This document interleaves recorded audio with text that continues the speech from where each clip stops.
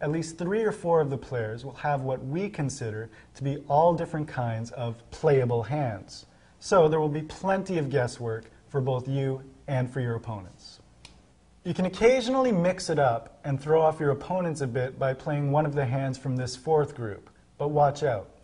For example, take ace-10 unsuited. If you flop an ace, you have a bad kicker, and if you flop a 10, your pair of 10s is weak unless the 10 happens to be the highest card on the flop. Hands like these are simply more trouble than they're worth and should be folded pre-flop, unless you're deliberately trying to confuse your opponents. Confusing your opponents in this way can get expensive, so as a beginner, you should only do it once or twice a night, enough to get them thinking. Also, take a hand like Jack-8 suited. Neither of the pairs would be good enough to justify merely trying to make one pair, and the straight possibilities are limited because there's a gap of 2 cards between the Jack and the 8. The bigger the gap between the starting cards, the fewer ways there are for you to make a straight.